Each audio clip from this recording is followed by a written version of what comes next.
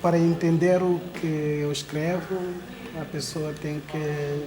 Porque a poesia também é isso, ela nos permite voar para espaços onde nós não chegamos. Nós temos a Guiné-Bissau e o Brasil quase... Nós temos várias coisas que são idênticas. Tipo, tem alguns que eu sou contrário, mas nós temos esse vínculo muito forte com o Brasil. Eu fico me indignado quando eu cheguei aqui e descobri que as pessoas não sabem nada da Guiné-Bissau disso. Porque nós, como nós somos país da língua portuguesa, porque Guiné hoje faz parte da CPLP, que são comunidade dos países da língua oficial portuguesa. Também Guiné-Bissau faz parte do grupo PALOP, dos países PALOP, que são países africanos da língua oficial portuguesa.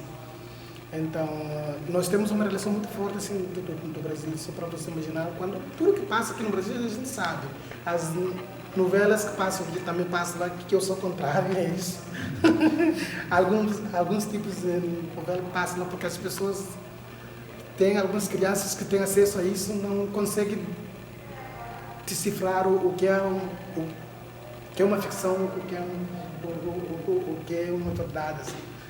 Então, mas nós conhecemos o Brasil... Mais o Brasil. Mais do que o brasileiro. Tem coisa que eu sabe aqui com um brasileiro às vezes não sabe, é isso que é incrível. Mas é isso. Dos acontecimentos, a maioria dos acontecimentos que passam na África. E Chile faz parte dessa realidade. Nós temos problemas, temos países ótimos, é um país maravilhoso, é um país onde todo quem chega lá, imagina, tem vários brasileiros lá na Guiné dando aula, fazendo outras coisas. É um país muito acolhedor, muito acolhedor. É um povo muito hospitaleiro. Eu já viajei vários países, mas nunca vi um povo como o meu povo. Não é uma propaganda enganosa, mas é um povo humilde, porém nós temos um parte que são dos governantes que também, porque também quando você fala dos problemas da África, tu tem que levar em conta que não surgiram de uma hora para outra, faz parte de um sistema imposto da colonização, de várias coisas que estão acontecendo lá e hoje que às vezes, se pensar bem, são problemas, são consequências perene de uma história que nos foi imposto até hoje que temos esses problemas. Porém, isso não isenta uma responsabilidade a um certo segmento de pessoas que a maioria deles lutaram contra o regime colonial, mas acabam herdando as mesmas práticas da colonização. Então, a arte de escrever, ou seja, escrever surgiu justamente nesse contexto, porque tem várias coisas que eu não me conformo. Daí, como a poesia é livre, tu usa, eu sempre digo, eu me refugiei na poesia para expressar o que eu sinto. Então, eu escrevi, na verdade, para o meu povo. Por isso que eu sempre digo que eu sou poeta do povo. Não tenho uma carreira de poesia como os outros, mas me servi de poesia porque me permite passar uma mensagem sem entrar em choques, mas para um bom entendedor, como eles dizem, basta a palavra, já entende. Então eu usei poesia para expressar muito um grito que está entalado na garganta de vários povos, de várias pessoas também, como uma forma de passar a mensagem. Então é isso, mais ou menos. Sempre escreveu em português? Não. Esse livro que eu escrevi aqui, porque eu ia na Guiné, eu ia nos rádios comunitários e eu declamava as poesias. Nunca pensei em escrever um livro assim. Era falado, então. Isso é mais uma coisa mais oral, assim. Eu ia lá, tinha escrito várias poesias, mas eu ia na rádio, às vezes tem programas que passam poesias, então eu sempre vou no rádio, nas rádios para declamar as minhas poesias. Surpreendentemente, um escritor guinense que é muito conhecido, que o nome dele é Conduta Divina, que é esse aqui, que já foi várias vezes na Guiné-Bissau ministro do turismo, ele tem um estatuto muito grande, assim, em termos de capital político, assim, ele é muito reconhecido nessa área. E um dia na rádio que eu declamava as poesias que eu escrevia, e ele ligou para a rádio e disse que ele queria que eu fosse no lançamento do livro dele, que é esse aqui. Ele me mandou convite, eu até hoje tenho convite aqui comigo que eu guardei. Então eu fui, disse, não, mas o que eu vou fazer aí? Por que ele está me convidando? Porque na real ele compõe um núcleo das pessoas em que eu dirigia as minhas mensagens, que eu era combatido. Então ele disse, não, mas vou escrever um poema, estou no mesmo tom, no mesmo viés. Surpreendentemente, quando eu cheguei no lançamento do livro dele, eu declamei as poesias, depois nós tivemos contato, então ele me corrigiu, tal. Ele falou assim, tem umas críticas, mas eu gostei do tom que você escreve. Então se você tem uma crítica e gosta, então é porque tu está ciente do que eu estou escrevendo naquele momento.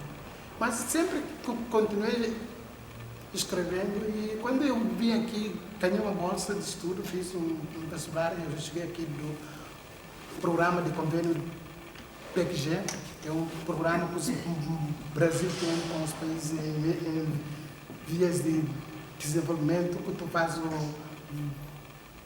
vestibularzinho lá e tu tem que comprovar que tu tem uma condição para manter aqui.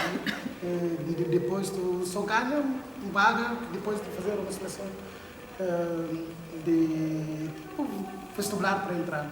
Então eu vim nesse programa, cheguei aqui e o contato que eu tive foi com um padre aqui, Padre Lauro, que é da CBA Imigração, que Pompeia tem uma instituição aí que é uma instituição muito já conhecida há vários anos.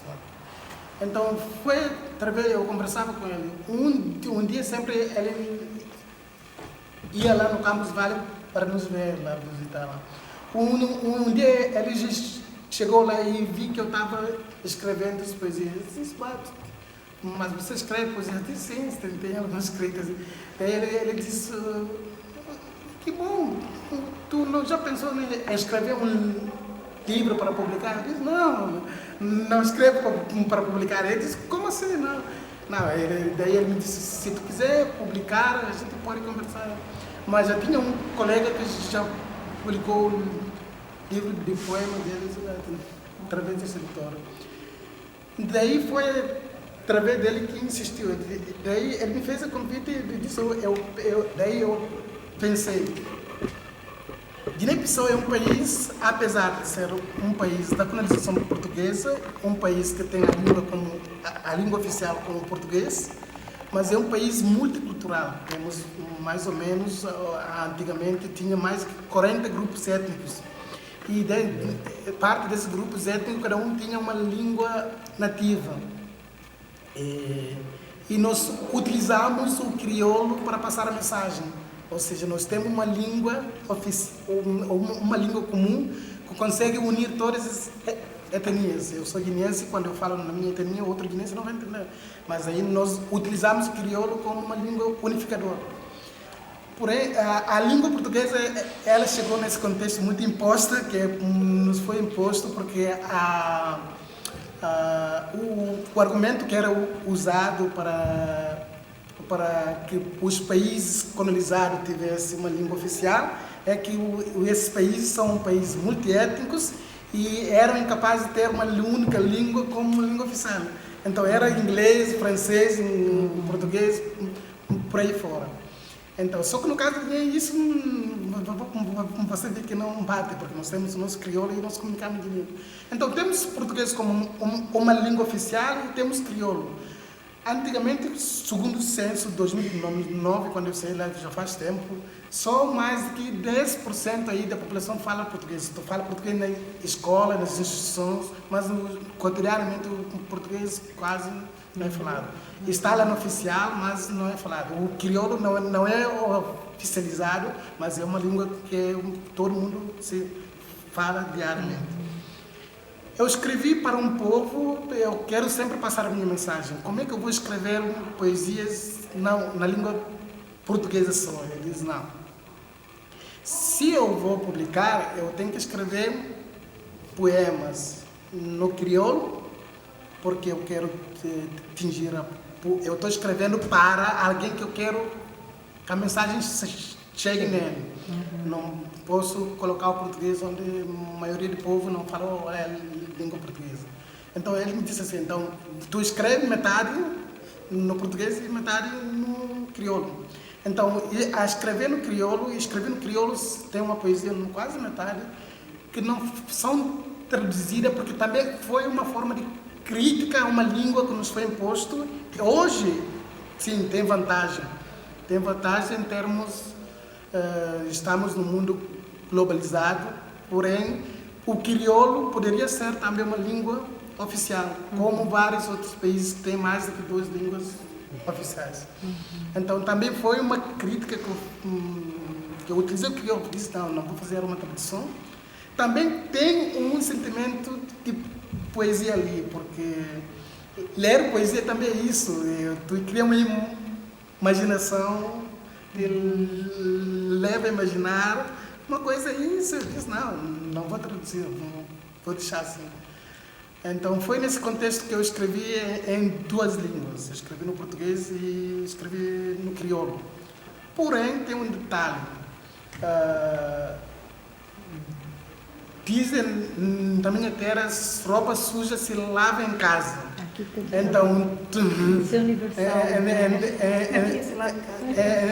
Então, todo poemas que tem algo que tu lê, que tu já vem, porque poema é isso, vai depender como a pessoa vai incorporar e como vai entender isso.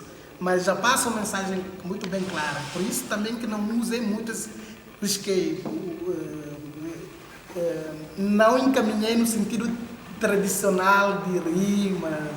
Tem poemas, tem isso, mas o meu objetivo mesmo era passar uma mensagem.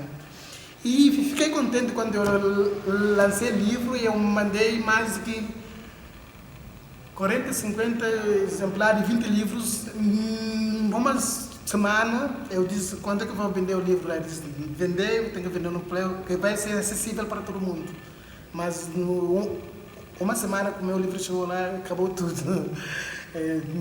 Até agora não pensei em fazer na segunda edição por várias outras, não tenho muitas coisas mais aulas, estágios, trabalhos, isso, né? Então, mas eu pretendo seguir, ou também já estou pensando em fazer mais um livro científico agora, mas aí é um projeto ainda para diante. Então, foi nesse sentido que eu escrevi mais no crioulo e português para como pretexto, assim, passar a minha mensagem.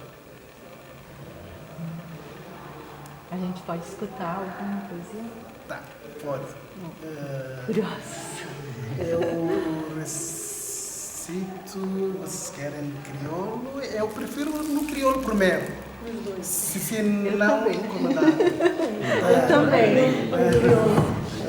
Eu sempre começo no crioulo. Olha, a primeira vez, eu nunca vi. É uma vergonha. Confesso. Também não. Também não, mas aqui. Não conheço. Que coisa, né? Crioulo. Temos o privilégio. O privilégio de ouvir soar Não. essa língua. Música, eu já ouvi várias, Música, mas né? também fico boiando. Não é difícil. O crioulo tem várias palavras que são similares com o português. Então, se tu pegar as minhas poesias, ler com calma, talvez você consiga entender umas palavras aí que são iguais. Vou ler esse poema que eu intitulei de Nhurei. Nhurei é um mesmo que acontece. Nhurei. Nhu tem paciência. Nhu suco tem grito de sacuro. Canho tapou orelha com roja. Nin canho tapou sol com penéria. Nhurei. Nhu dão folga. Nhu tem dor de mim. Para bem na jorção na caba. Aquilo que tem ala intia. Aquilo que tem tula que tem de cor depois. Nhurei. Nhu suctan. Nhu dão sossego. Para bem na lágrimas esteja seco na minha pito. Na coração fim de na metade. Nhurei. Nhu suctan. Esse poema é um poema que eu intitulei Nhurei, no contexto do rei, é uma designação europeia. Nós não temos rei, esse conceito de rei. Nós temos Réglo, que é uma desiguice, que é uma tradução de rei no ocidental. Então, usei Nhurei porque, a partir de uma perspectiva que nós dotamos uma democracia também que nos foi imposta, rei, que é um sistema de um regime que, que não é que tem poderes tradicional, ou seja, tem uma figura importante lá, que é rei, que todo mundo tem que suplicar para qualquer coisa. Então, Nhurei foi nesse sentido, é um grito de Sakur, aqui no meu livro. Sakur significa socorro. Sakur, até nem falei um pouco do título, que é Sakur, terra de um homem só. Sakur é socorro na terra de um homem só, porque tem essa figura que é criado pelo Ocidente de chefia, em que todo mundo tem que sublinhar lá, porque na Guiné, antes da colonização, nós temos um regime mais comunitário, ou seja, o poder não era centralizado, cada um tinha a sua... Em cada tabanca tinha um régulo. Cada tabanca tinha um chefe ou tinha um régulo. Esse chefe é nessa direção, mas ele tem eles falam que chefe de morança, que é um conselheiro, tipo um conselheiro assim, que resolve problema da comunidade. Então, Nhurei foi Sakur, da terra de um homem só, foi essa figura de que não tinha uma pessoa que é responsável para construir todo o país. Ou seja, uma pessoa em que todo mundo tem que ouvir, é uma pessoa que concentra todo o poder, é o todo poderoso. Então, e necessariamente ele tem que ser o mais velho da comunidade ou o mais sábio? Não. Não? Porém, nesses regimes, dentro da perspectiva democrática ocidental, essas coisas assim, hoje nós adotamos o sistema multipartidismo desde 94, mas antes ser chefe não é pessoa mais velha. E até a própria pessoa mais velha, dentro da nossa concepção, a idade não é determinante para dizer que você é velho ou não. Para ser considerado uma pessoa responsável, tu te velho, tu tem que passar certos rituais que é daí você é considerado como pessoa velha. Então, velho, na nossa concepção, não é a idade. Não é a idade. Então, porque tem condutas que tu tem que assumir uma postura diante de uma pessoa que tem mais idade, uma pessoa do gênero oposto, da criança. Todo mundo se respeita, porque todo mundo tem uma função social dentro da comunidade. Mas eu utilizei uma metáfora de Nurei, dessa figura que se responsabiliza de vários acontecimentos. Tem dormir significa tenha piedade de mim. Minha oração acaba porque a minha clã, que é uma extensão familiar, vai acabar, ou seja, as pessoas são mortas às vezes em questão de disputa pelo poder mesmo, disputa de poder. Então, eu usei nesse contexto para que ele tenha piedade, porque a minha geração do grupo familiar vai acabar nesse sentido. Então, esse poema foi justamente nesse contexto. E vou ler um em português só uma coisa, tinha a palavra lágrima. Lágrimas é a mesma coisa. Lágrimas, mesma coisa, né? Eu estou dizendo que lágrimas vão secar no peito. As minhas lágrimas já estão secas no meu peito, ou seja, chorei muito que as lágrimas não secaram no peito. Mas também na Guiné significa uma metáfora que utilizam quando as lágrimas secam no peito de uma mulher, significa a aldeia está triste. Então, mais nesse sentido. Tem significados, tem códigos, tem tudo, uma composição dentro que eu quero passar, que eu quero expressar.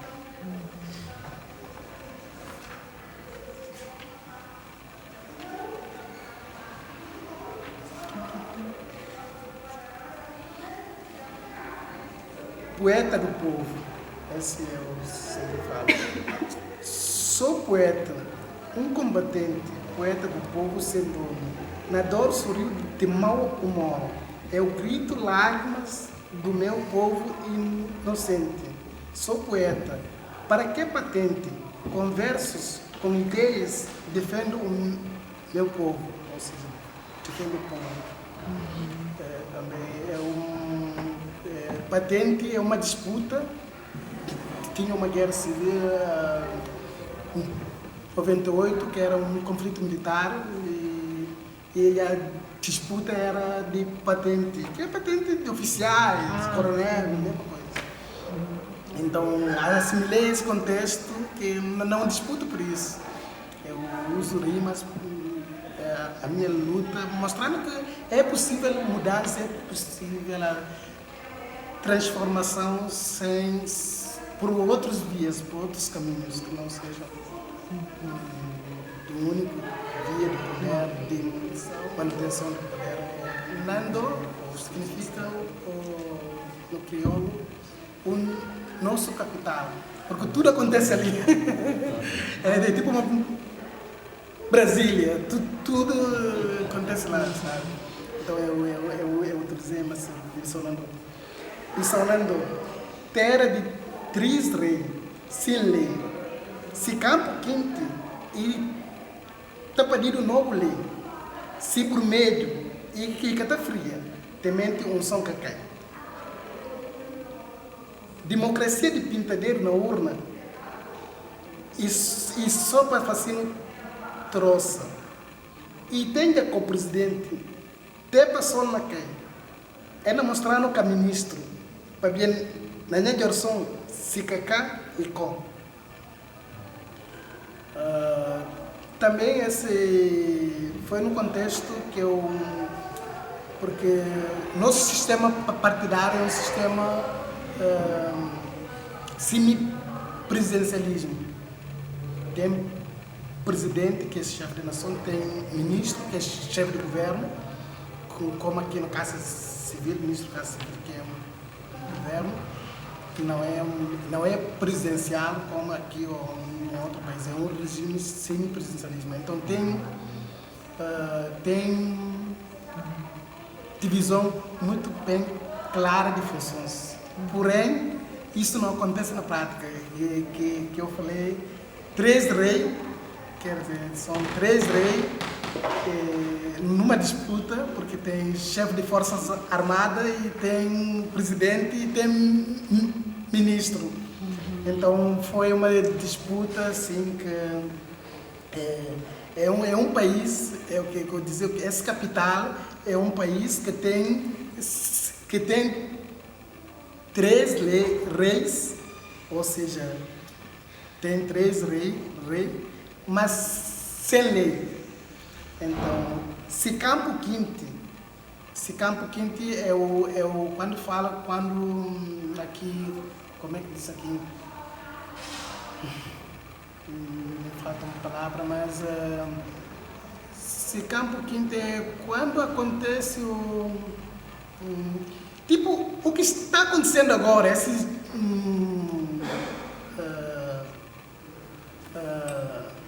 disputa assim de poderes. Então, quando acontece isso, tem sempre uma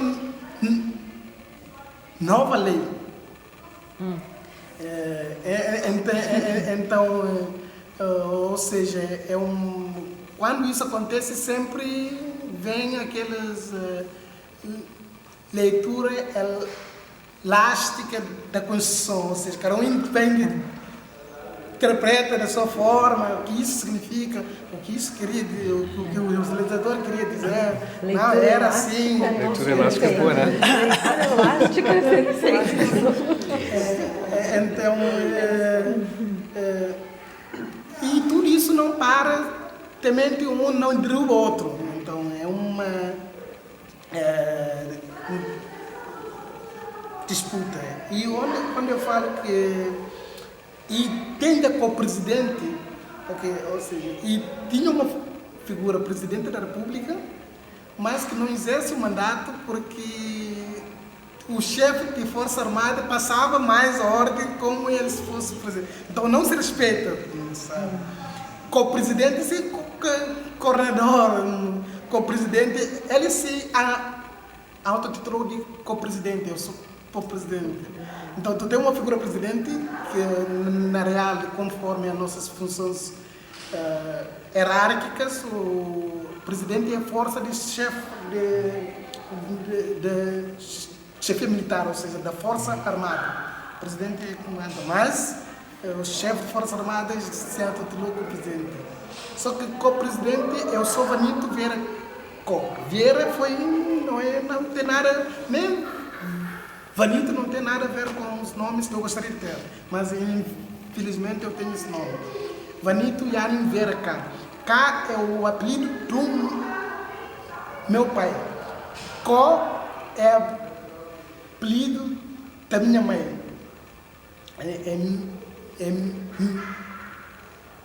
Milha Co Yanin K. Então, por isso que eu falei que no meu grupo étnico, sanguíneo, assim, ou seja, na Jorson é tipo clã familiar. Eu já tenho um co, que é minha mãe, que é co, daí eu falei, e tem a co-presidente, ou seja, já tem essa figura de co-presidente, mas antes de Sol cair, tipo, antes do Sol esmorecer, vai ter um caministro, ou seja, já que tem co-presidente, vai ter também um caministro. Só que cá eu usei como... Por isso que eu falei, na minha instrução tem cá e tem co e tem cá. Já que tem co-presidente, então quem sabe que não vai ter cá-ministro. Então é uma forma que eu utilizo assim para passar mais dentro dessa lógica eu tenho. E tem um poema aqui que diz muito de mim quando eu estou aqui. Um dia eu encontrei um colega que era de Guiné-Bissau, que está aqui há vários anos.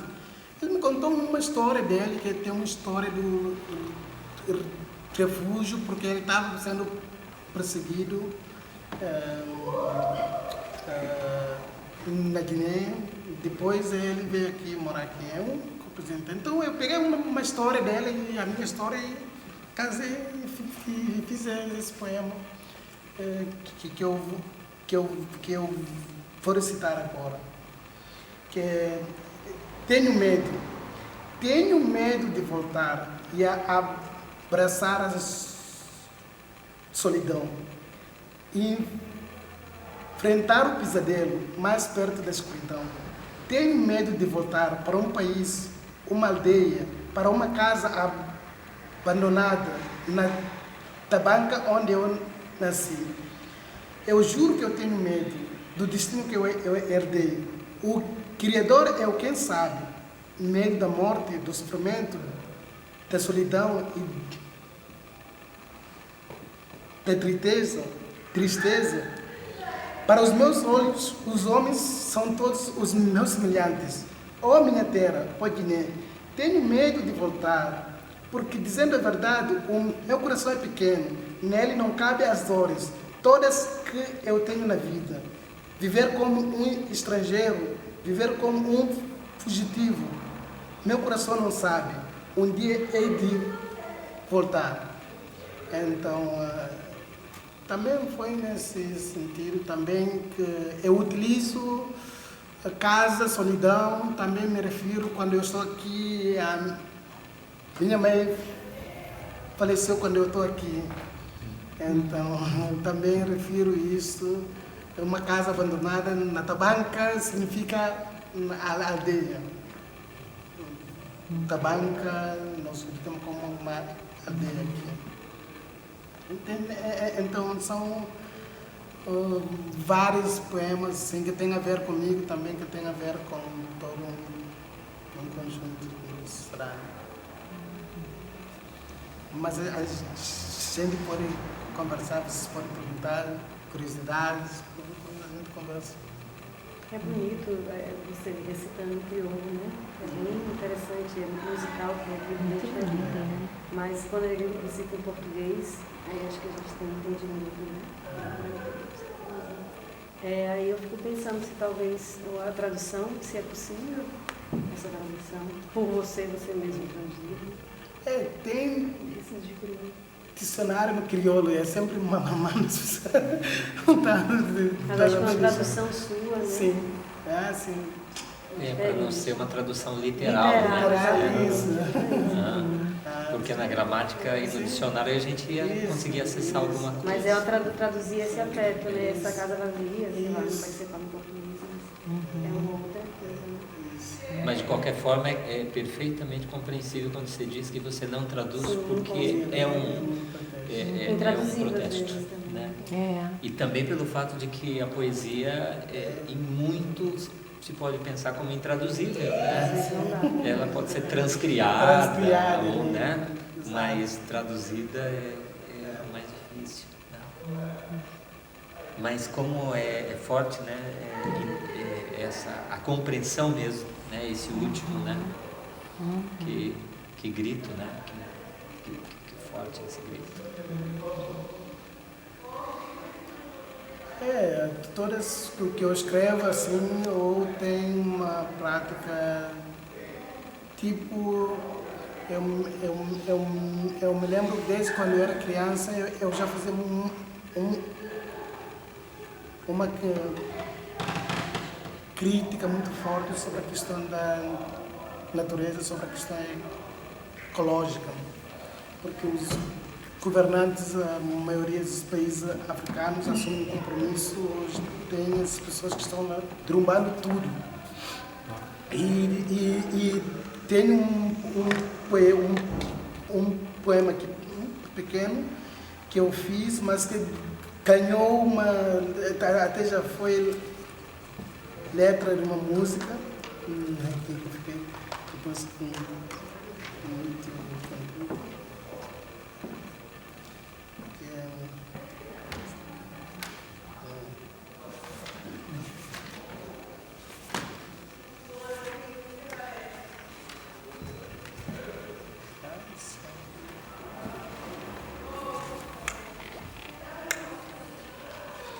que eu chamo de exportação. Exportação leva nossas árvores, cerca a nossa fauna e nós nos calamos. A nossa natureza só sofre da tristeza de nos ver distantes. Como já falei, vários países têm uma cooperação com China, com países europeus, eles chegam e cortam muito, cortam mato, cortam planta. E estamos a perder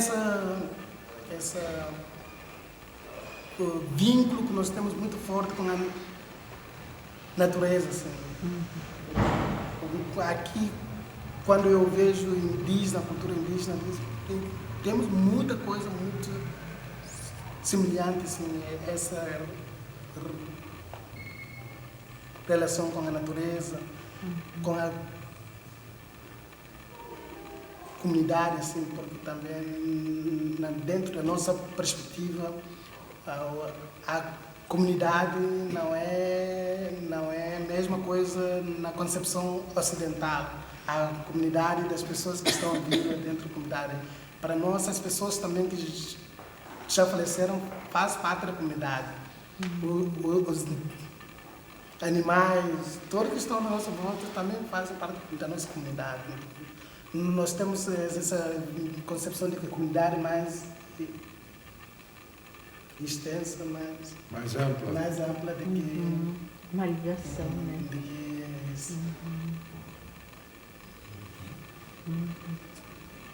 Por isso Bonandi. Isso. Que a gente botou a gente escreveu Vanito Bonandi, roda de leitura. E aí, Bonandi é o que aparece no WhatsApp. Depois ele deu, o nome era Vieira K, não sei o quê. Aí eu perguntei, Vanito, vamos mudar? Ele falou, deixa. Aí hoje ele explicou que é todos juntos, né? Bonandi. Bonandi no crioulo significa estão comigo.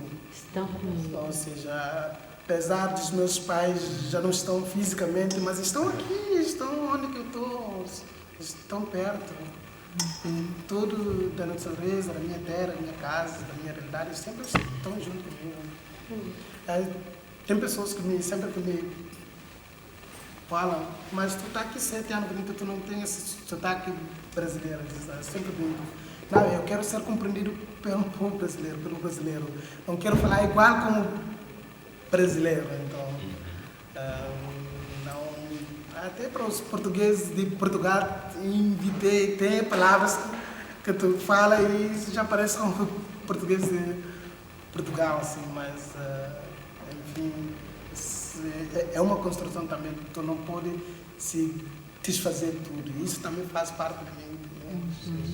Estou nesse campo. Origem. Você tem voltado para lá com frequência? Não. Desde que eu cheguei aqui, nunca voltei. Nunca voltou? Não? Chegou em 2009? Cheguei aqui 11 de fevereiro de 2012. Isso. Em 2012. Já viajei para aqui na América Latina, Caribe, mas nunca eu voltei para casa. Mas ele voltar é breve se tudo der certo. Também foi uma coisa mais subjetivo. Assim.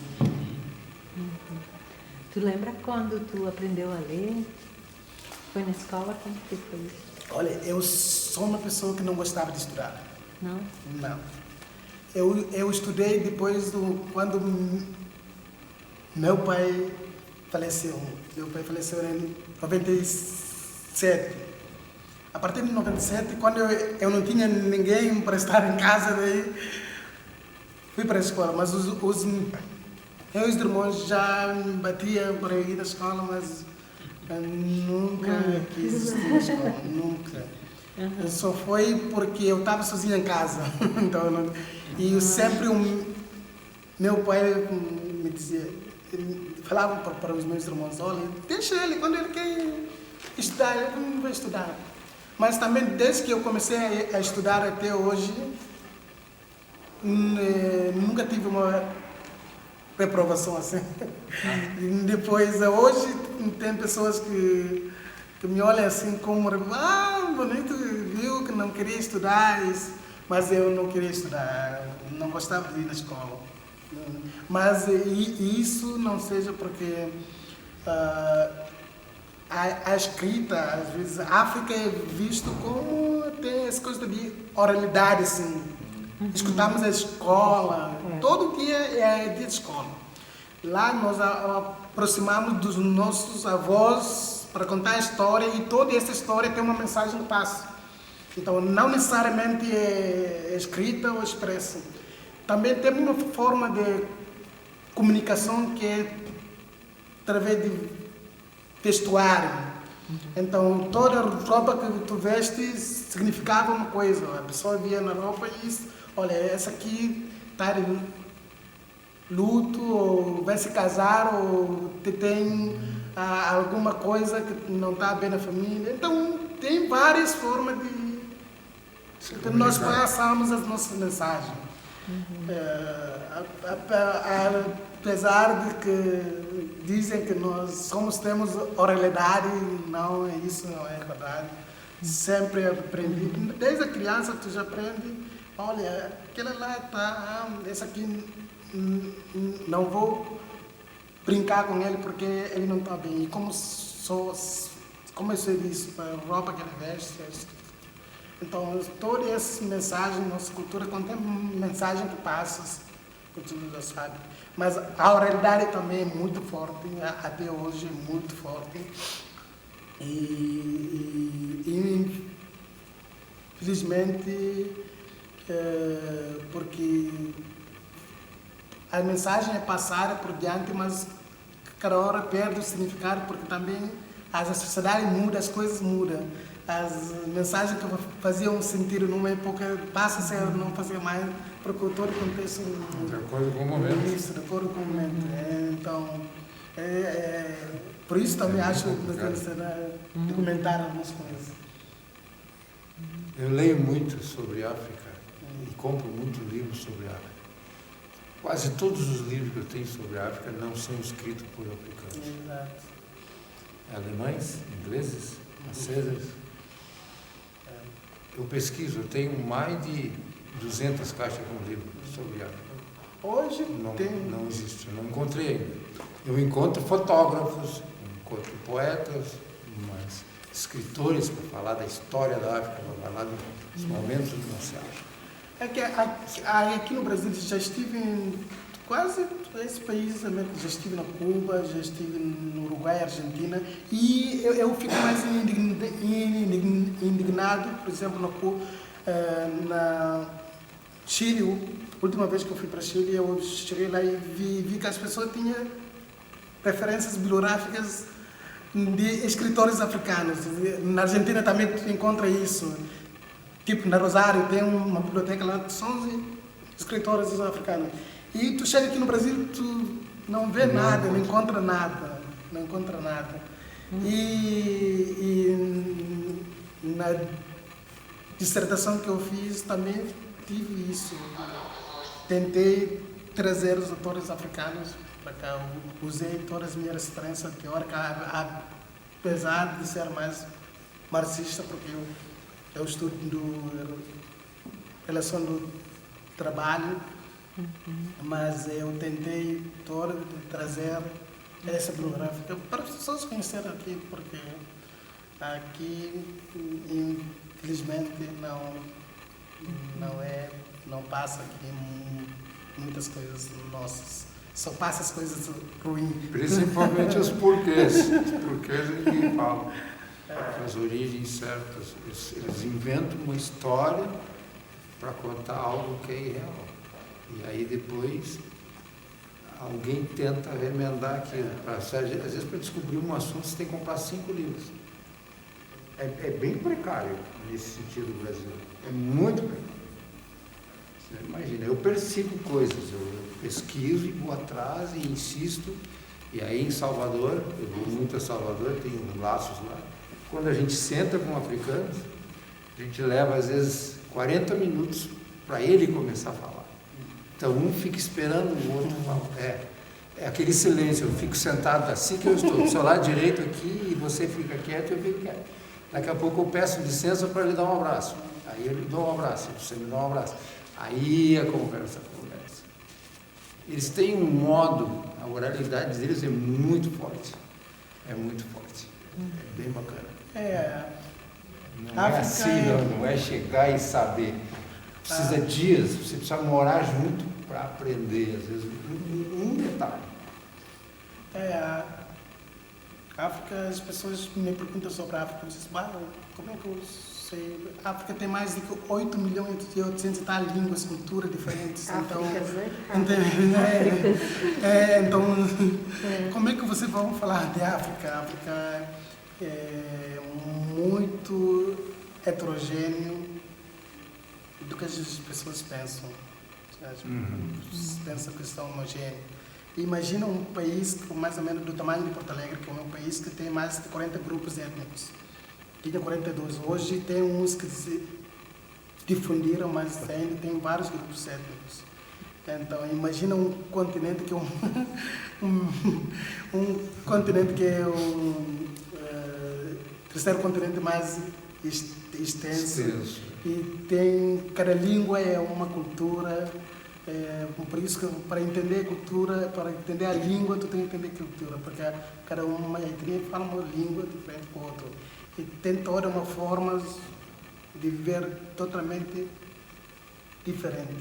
Mas tem coisas que a gente compartilha junto.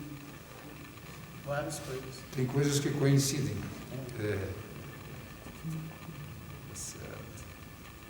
Mas é fantástico.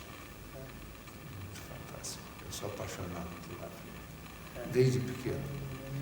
Desde pequeno eu sou apaixonado. Eu não conhecia meu corpo e já conhecia os países da África. Eu nunca estudei sobre meu corpo. Estou estudando agora com essa questão da doença lá, que eu tive que estudar. Eu nunca me preocupei em me olhar para dentro, eu queria olhar só para a África.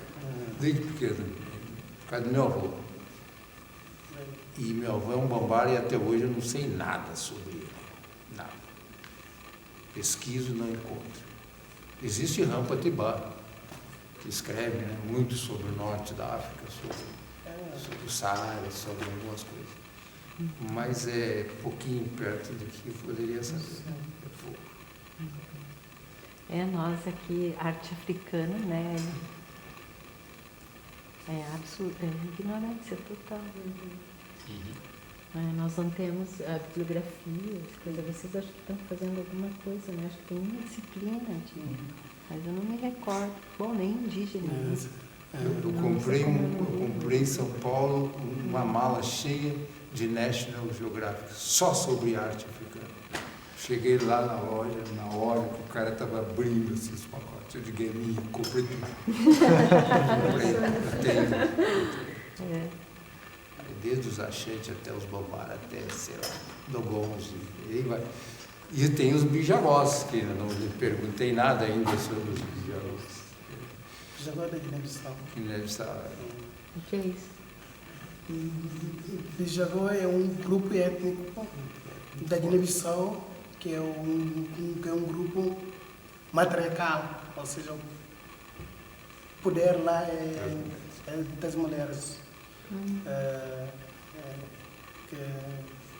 cada etnia tem as divisões de poderes, não é concentrado.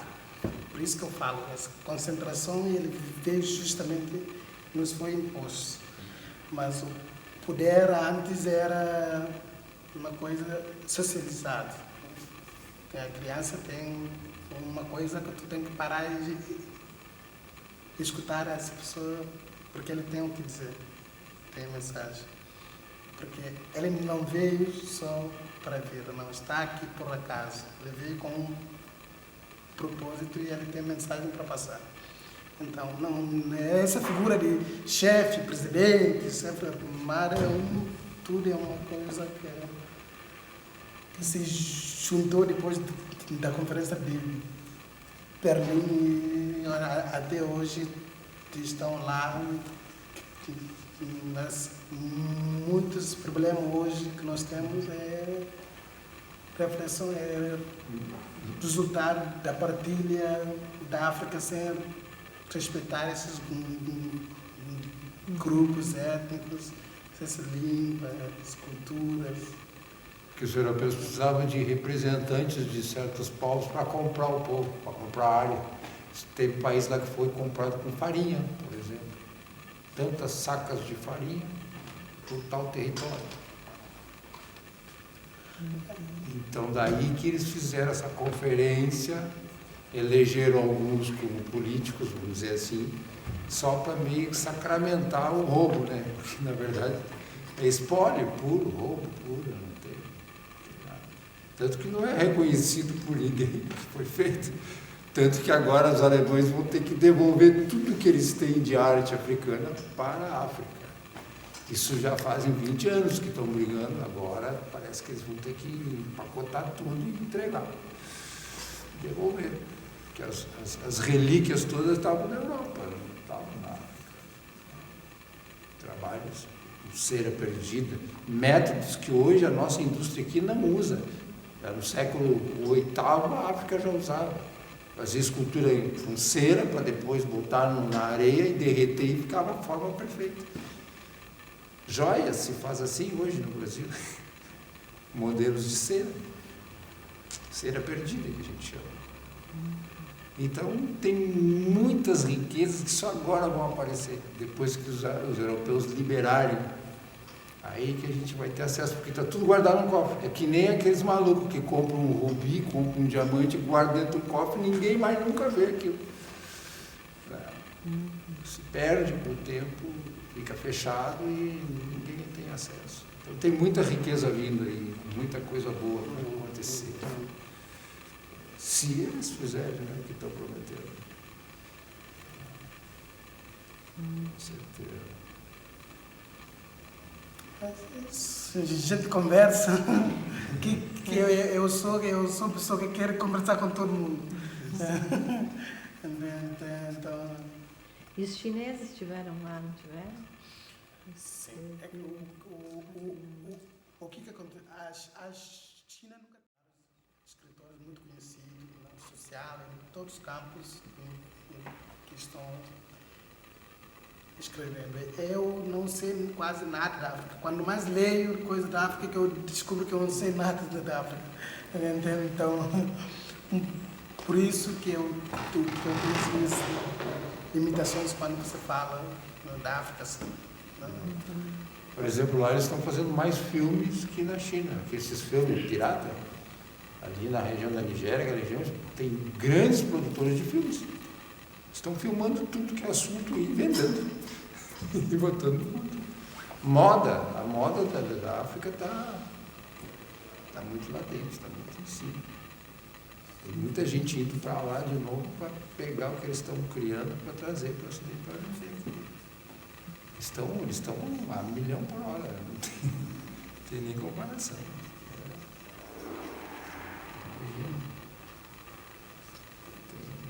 Vanito, me diz uma coisa, eu tenho um amigo senegalês, de Dakar, e ele estava me comentando, a gente está fazendo um trabalho junto, ele estava me comentando que ele está aqui há pouco tempo, faz 2 anos ainda.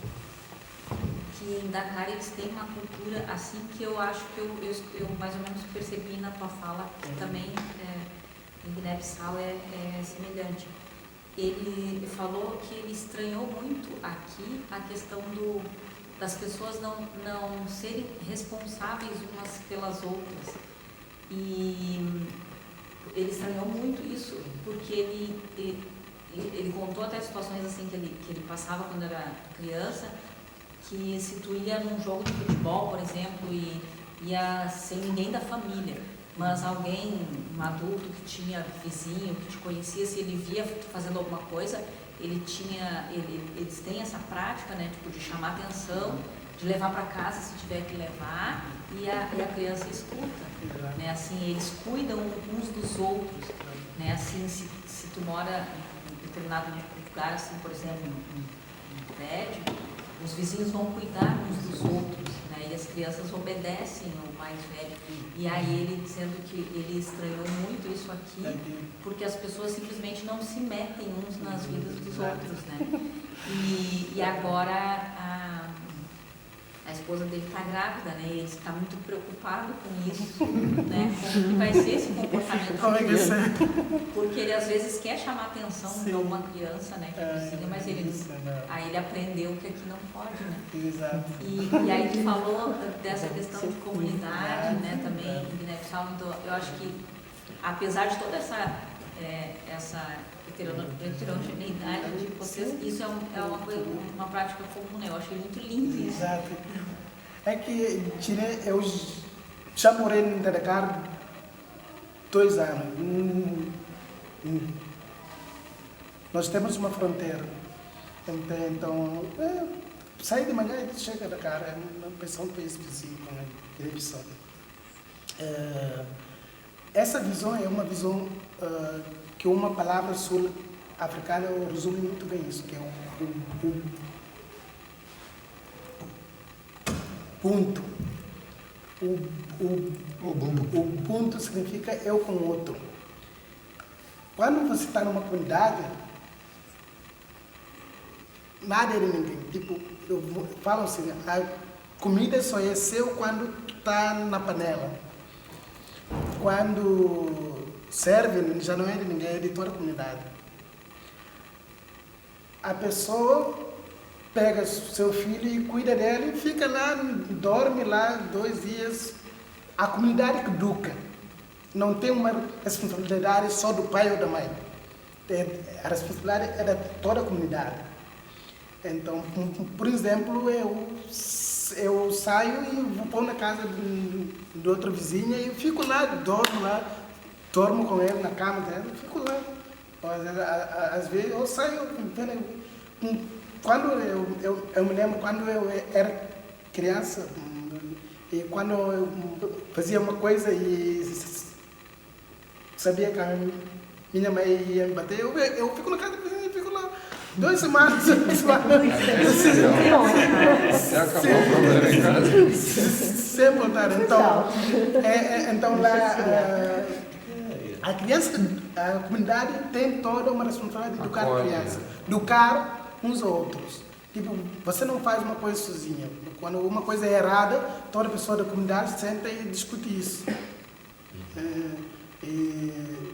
Problema em si, tipo, eu vi aqui, quando eu cheguei aqui, eu estranhei várias coisas.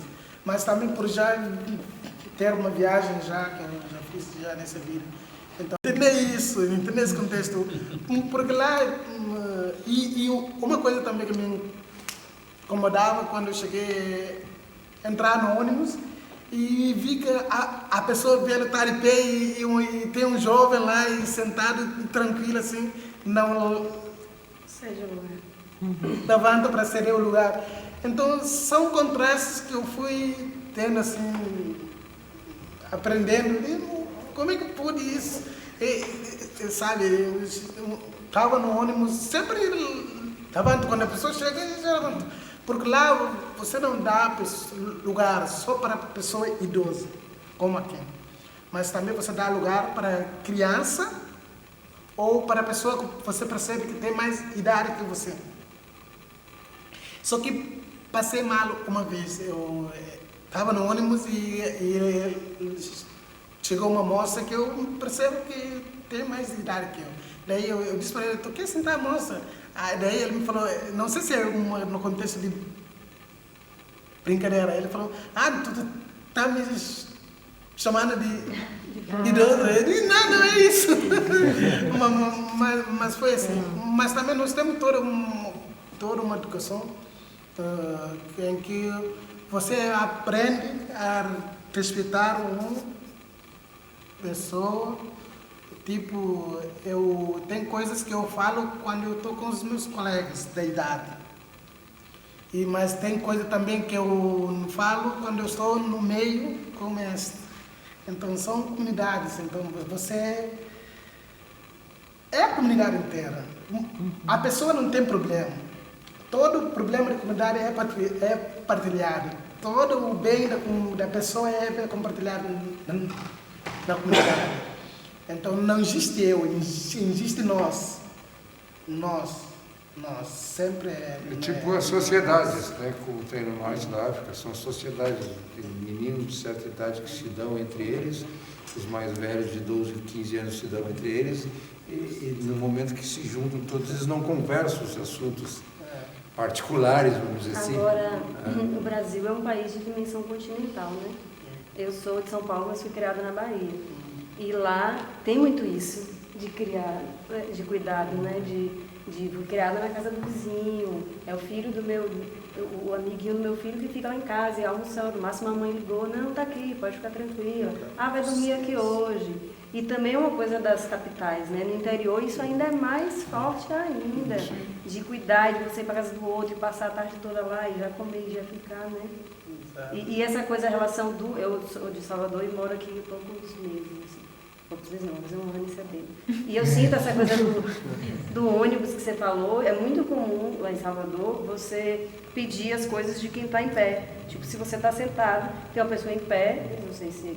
E você pede aqui eu já pedi para algumas pessoas, deixa eu segurar as suas coisas, a pessoa fica, segurar minhas coisas. Isso é uma coisa que desde criança, a vida inteira, eu morei longe da escola e sempre fui de ônibus à escola. E sempre teve essa coisa de segurar as coisas assim da pessoa e de ceder o lugar, né? Não sei, a Bahia tem muito de África também, né? Talvez tem mas essas heranças, assim, né? É isso, a comida é todo mundo, tipo, a pessoa passa e vê que tu terminou de cozinhar a pessoa, você não precisa nem conhecer a pessoa. Tu convida a pessoa, chega e come à vontade, bebe água e passa. Então, é um outro tipo de relações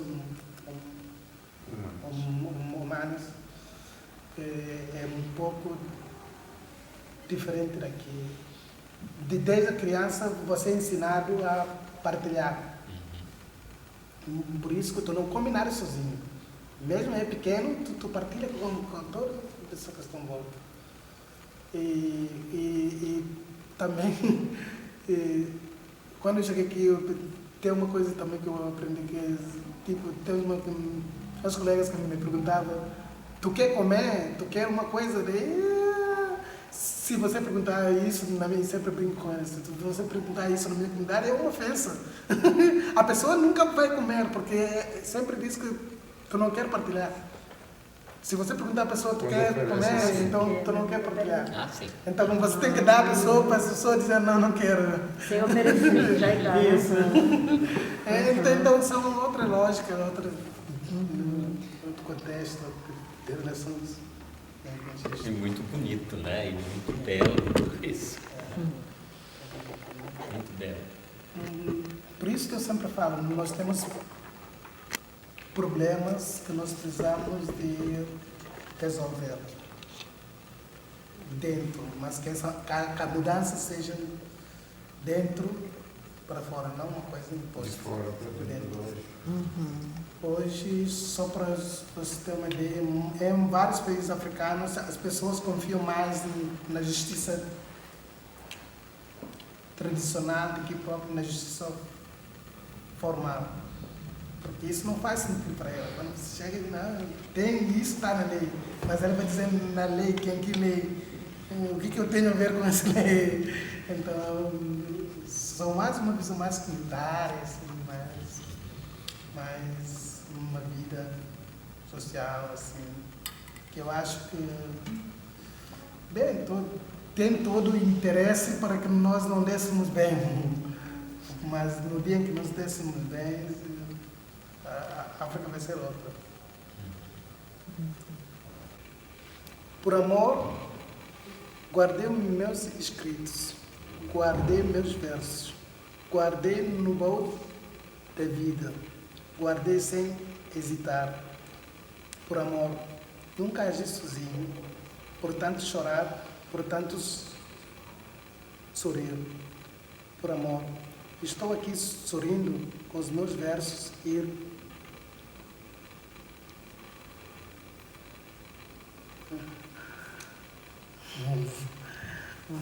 vou começar de novo. É que esse poema sempre me emociona. Também sou caro e juntos duas coisas às vezes não dá certo. Por amor,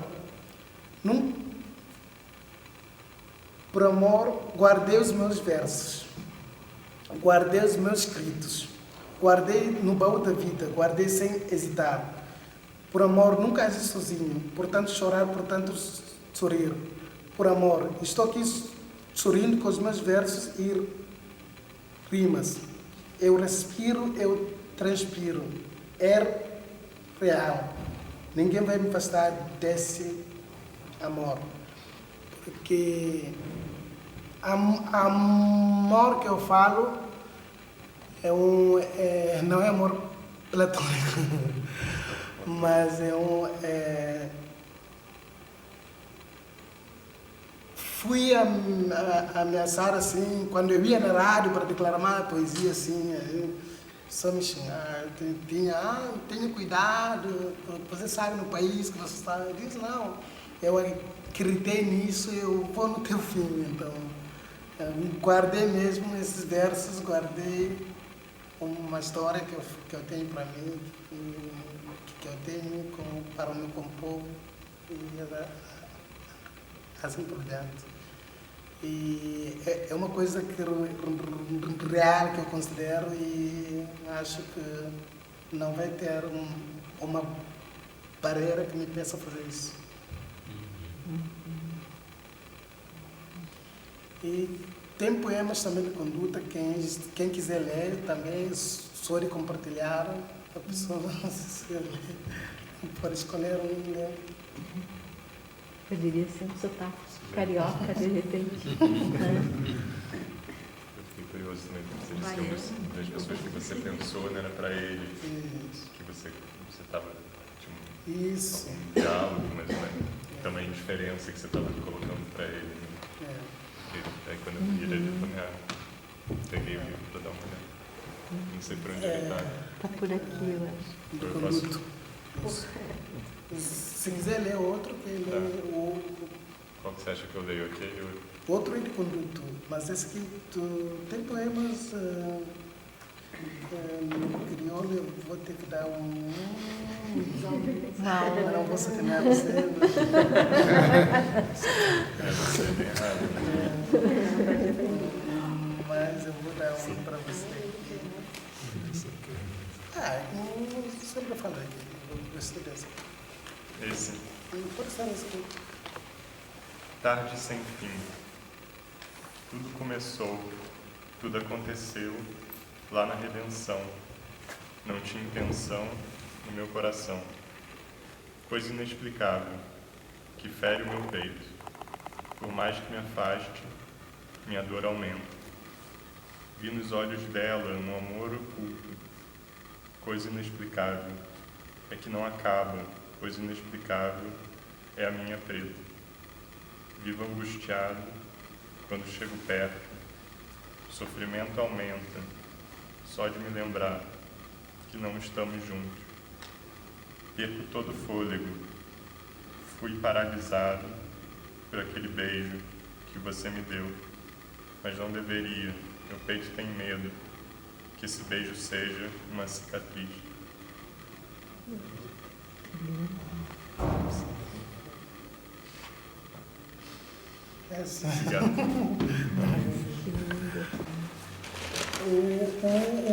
O outro livro que eu ganhei de conduta de Pina, que é esse aqui, é o Governante, que é um poeta muito conhecido,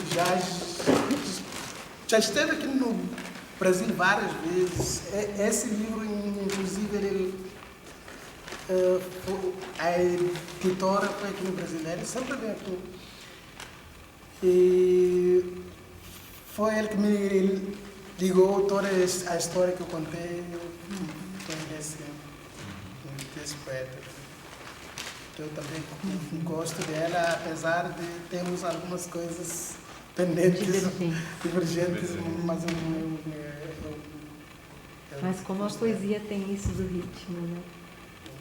Completamente outro, né? Muito lindo isso. Depende de quem lê, né? E isso de ler em voz alta, como...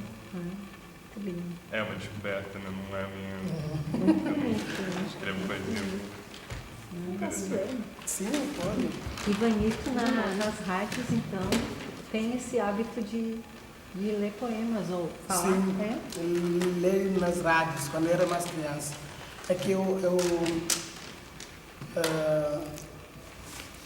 agora tem pessoas na volta, eu sou muito gago, eu era muito gago.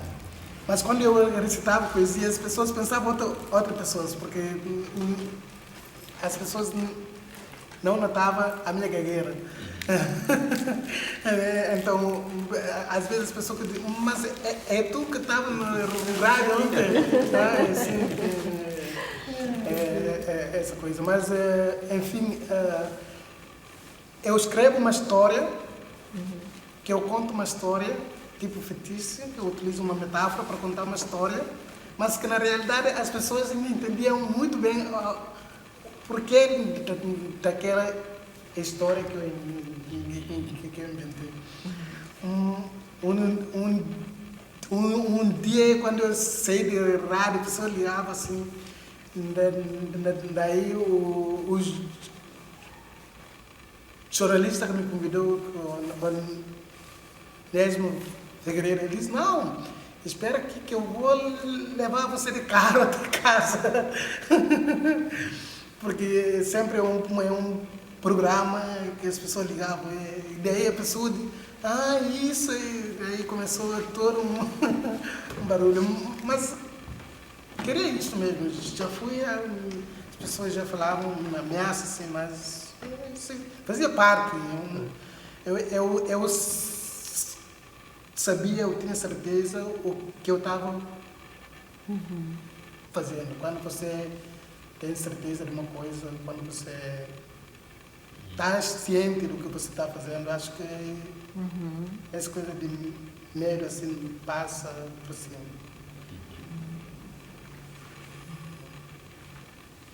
Mas toda a minha escrita tem a ver tudo da minha vida, das pessoas, do lugar onde eu vim, da terra, da comunidade, do comportamento, tudo isso.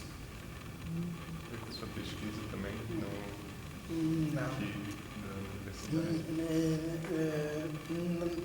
Não, esse livro foi em 2012. Eu cheguei aqui, nesse livro tem várias coisas que hoje, se eu vou escrever de outra forma. Mas também é um livro que me faz recordar como eu pensava naquele momento, naquela época. Ele, na roda de leitura dele, isso. Sintonia com isso. É um livro, eu pensava assim, é um tipo espelho para mim. Hoje eu pesquiso no meu mestrado, eu pesquisei mais essa questão da relação laboral de imigrantes senegaleses que estão aqui em Porto Alegre. Mas também já estou nessa área já de migração, de refúgio, de deslocamento. Já estou aqui mais nessa área que eu caminho assim. Mas tem um poema lá que eu escrevi e que tem a ver com a crise na Europa, que aconteceu na Europa em 2008. Sim, teve. Parte, né? Então, tive vários migrantes que estavam fora, estavam voltando. Eu escutava isso sempre lá, então eu escrevi um poema assim, daí o que eu chamei Revolta de um Imigrante. Daí comecei a poesia. Revolta de um imigrante. Adeus,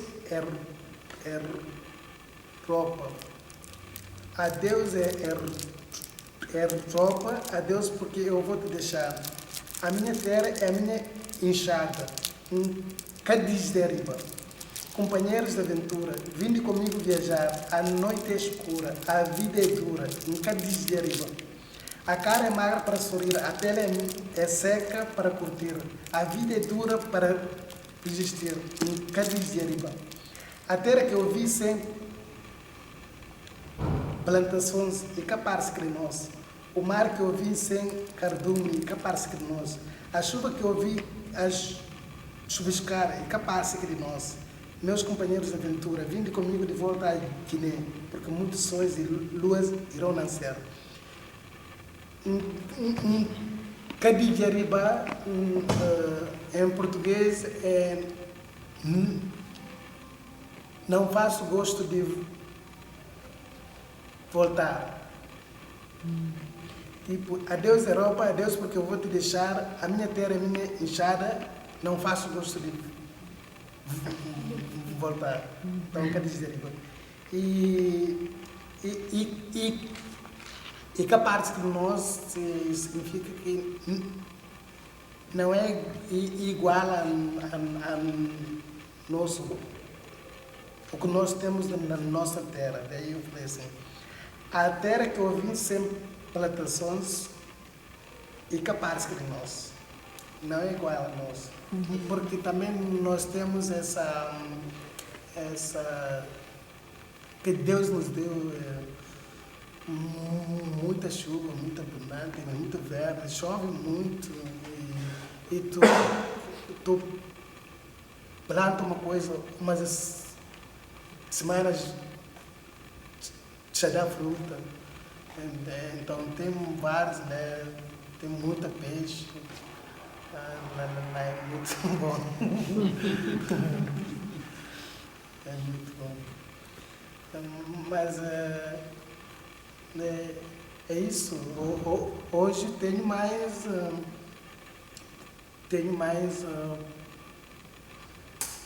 projeto mais de fazer um livro científico mesmo. Mas poema, às vezes eu gosto que eu vocês estão me cobrando lá para eu fazer as segunda edição, mas agora já estão considerando um pouco maduro acadêmico. Eu gostaria de fazer algo novo, escrever um livro novo, com mais coisas ainda que eu também escrevo quando eu tenho tempo. E nesse livro eu espero que vai compilar as minhas vivências tanto na Guiné como aqui. Você está fazendo mestrado em que área? Eu fiz mestrado na política social e serviços social. Muito bem. Eu cheguei aqui em 2012 para fazer a administração saí da administração porque ninguém não falava comigo. É um bom motivo. Então eu disse, não. E quando eu estava lá, sempre as pessoas pensavam no dinheiro, olha, vamos fazer isso, lucro, essas coisas. Eu disse, não é isso que eu quero. Por que eu vim parar nesse curso que não tem nada a ver comigo? Daí tinha pessoa que chegava da Europa, contava no turma, eu estive na Inglaterra semana passada, fazia isso. Mas como assim? Daí a pessoa fala da empresa do meu pai, do meu tio, da minha mãe, coisa que eu trabalho, daí não tem nem empresa, nem tem pai. Então esse aqui... pai nem empresa. Então esse aqui não estou no lugar certo. Então, daí em 2012, 2013 fiz Ciências Sociais, terminei em 2015 e fiz Direito na URGS, tudo fiz aqui na URGS. Depois de Direito fiz uma especialização em Direito do Estado, depois fiz um mestrado, agora estou entrando na Psicologia Social e Missionária, mas já no doutorado já. Não gostava de estudar. Não mesmo. Agora não para. Quem não gostava de estudar. É bom pegar no pé dos meninos, deixa o menino no tempo dele. Deixa no tempo dele. O que me fez gostar da escola, quando eu fui na escola pela primeira vez, muito estranho. Nós temos um sistema educacional, infelizmente, que ainda é resquício da colonização. Temos aquele sistema ainda, um currículo muito deslocado da nossa realidade. Assim. Aprende mais sobre coisas fora do mundo, assim, coisas cotidianas que acontecem dia a dia, às vezes você não tem acesso disso. E na escola eu estudava a história de Portugal, eu disse, isso não fazia nada sentido para mim. O que isso tem a ver comigo aqui? Por isso que eu não gosto do lugar. Eu me lembro depois da primeira aula, porque lá nós temos, já estou perdendo até como é que é dividida no nosso ensino. Temos tu estuda ensino básico, ensino fundamental, aí vai terminar liceu, que é o último. Daí quando eu comecei no zero, no pré, mas pela minha idade as pessoas viam que a pessoa que estava no nível, eu sou mais velha do que todas as pessoas na minha turma. Então eles que tiveram que me colocar em outra turma, que eu não era dessa turma, mas é que na outra turma só tinha mais crianças assim, que eu já tinha uma idade. Daí eu estudava matéria mais avançada, assim, assimilava duas coisas. Daí eu cheguei em casa com o meu irmão, eu disse para ele, é por isso que eu não queria ir naquele lugar. Eles estão falando coisa de Portugal aí, assim, era uma história de Portugal, que é isso. Daí ele disse, não, mas tu vai gostar depois, né? Fiquei assim, tá. Mas aí foi estudando, mas quando eu peguei e daí o que me cantava na escola, eu estudar e ficava imaginando como é que era aquela verdade, porque tu tinha uma história da África, do Egito, de Mali, de outra história, porque daí fico imaginando. Daí fui mais, daí comecei, não quero mais parar. Daí fui já. Os amigos, né, você se comunica assim, com as pessoas, você troca, Sim, se mantém. Sim. Mantém diálogos assim com.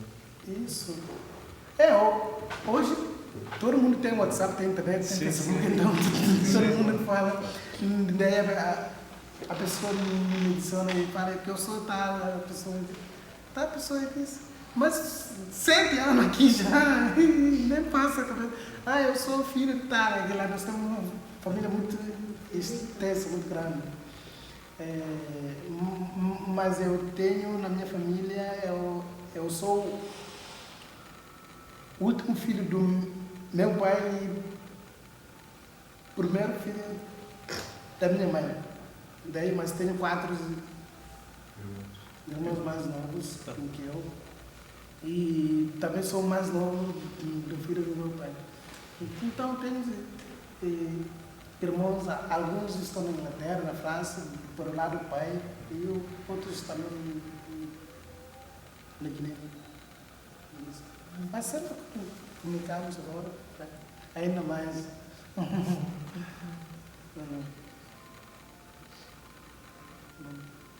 Mas é muito bom porque aqui, quase estou aqui, mas às vezes sinto que eu estou lá, ainda me recordo sempre. Fico viajando com isso. 7 anos é muito tempo, mas passa tão rápido. Isso. Parece que foi ontem. Parece que foi ontem. Parece que foi. Mas foi 7 anos. Tive muito aprendizado, assim. Não só na parte acadêmica, mas também. Tem significados, tem códigos, tem tudo, uma composição. Então eu usei poesia para expressar, leva nossas árvores, cerca nossa fauna, distantes. Que